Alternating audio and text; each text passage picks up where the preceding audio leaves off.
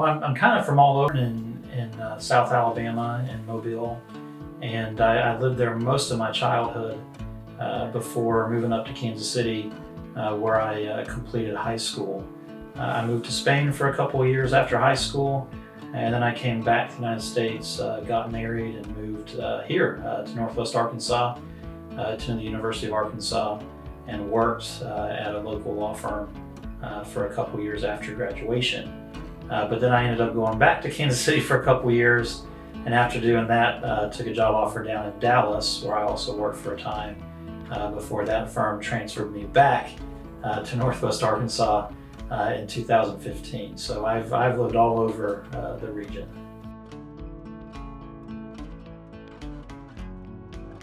Well, obviously it was a couple things. First and foremost was the university. I'm an alum of the University of Arkansas, and both for my undergrad degree, but also the University of Arkansas School of Law. But the reason I was interested in Arkansas was because my dad grew up here in Arkansas, and I spent a lot of time here as a child, visiting family members on summer vacations, for holidays, and so it always just really had a special place in my heart. The University of Arkansas was always really at the top of my list of places I wanted to go when I was in high school.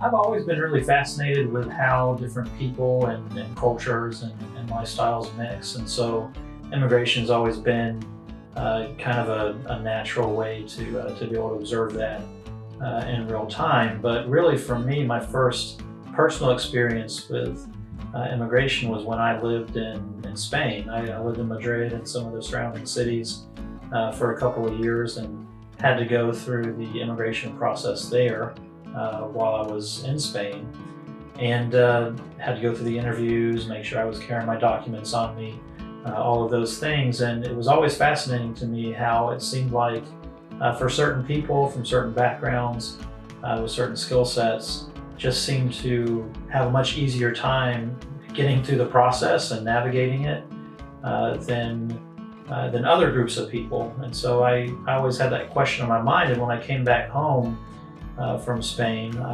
every job I had after that was working with immigrants, and I noticed that we had the same problem here in the United States, except probably worse than they have it in Spain. And so I started to study the issue in college, and then later on in law school, and I decided this is what I wanted to dedicate my practice to once I got out.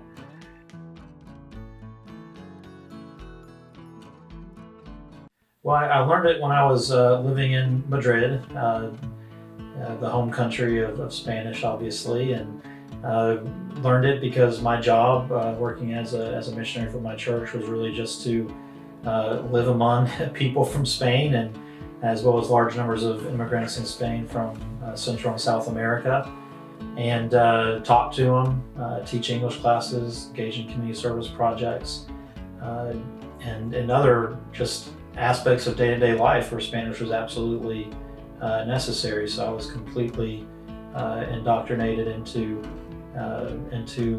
living the life of anybody else in Spain, and just learned Spanish that way.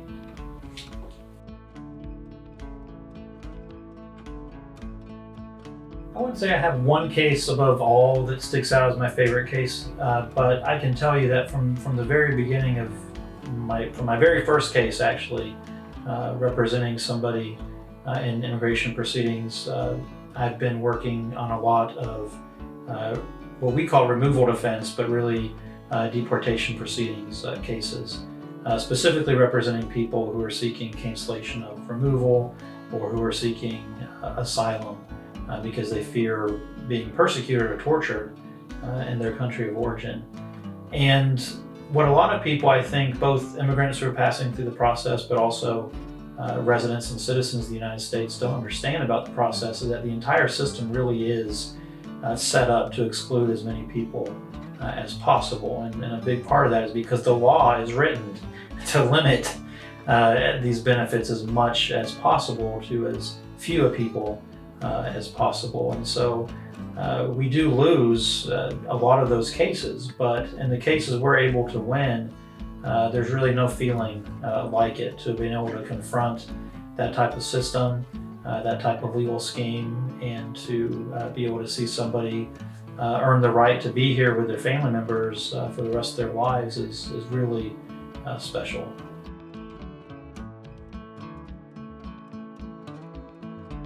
Really, I think in immigration nowadays, especially, I think the stereotype is it's a practice area that changes constantly. I would advise as much patience as possible. This is a practice area that I think is affected as much, if not more, by changing politics than almost any other area of law that we have in the United States legal system. Policies change frequently. New rules and regulations are common.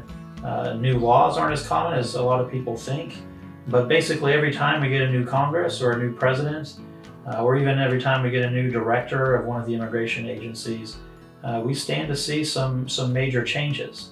But on top of that, we're working with a bureaucracy, with the immigration agencies and the immigration courts. Things can change on a dime. How they interpret a law can change. Hearing and interview dates can change, and it just requires a lot of patience sometimes to get to the end.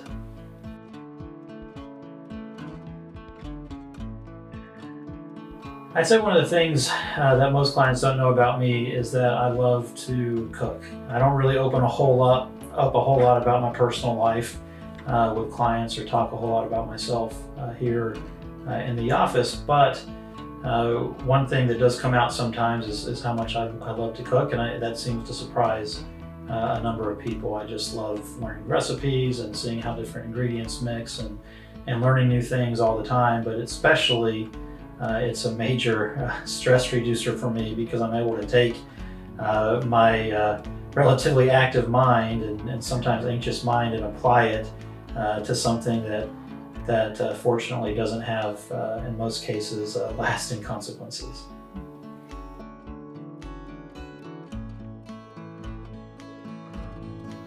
Well, in addition to cooking, I'd say that I spend most of my time outside of the office with my family, spending time with the kids. They both love to play soccer and have different pursuits that they engage in through school and church, as well as helping out around the house and obviously spending time with my wife. However, one thing, if I'm being completely honest, I probably spend a little bit too much time on is I'm an avid fanatic for football. I'm a huge Kansas City Chiefs fan, and of course I'm a big Razorback fan, and sometimes I take those games a little bit too seriously. I get a little bit too emotionally involved, but you can bet that if I'm not with my family or in the office, I'm probably either reading something about football or I'm watching a football game.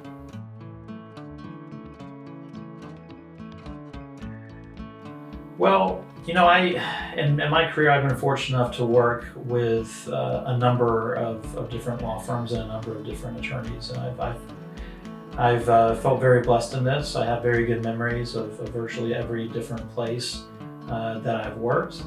And I've learned a tremendous amount in each stop that I've made.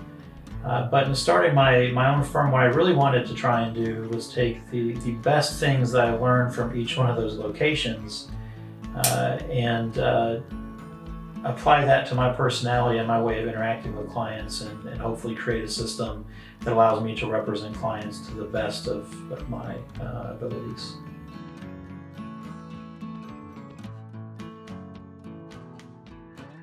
Well, in addition to patience, I would also advise that people not be afraid to learn about the process they're going through.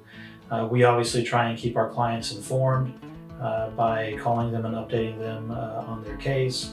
We also maintain a healthy presence online and through social media, where we try and talk to people about the different immigration processes and what's happening at each step of the system. However, you can always feel free to give us a call if you don't understand something that's happening. And there are tremendous amounts of resources online for people to learn about what it is that is going on in their specific type of case. And we always encourage clients to learn as much as they can about it, because these consequences that they're going to have as a result of their immigration benefits being granted or denied are such that you really want to understand how it is you get, or the government gets, better said, to that decision.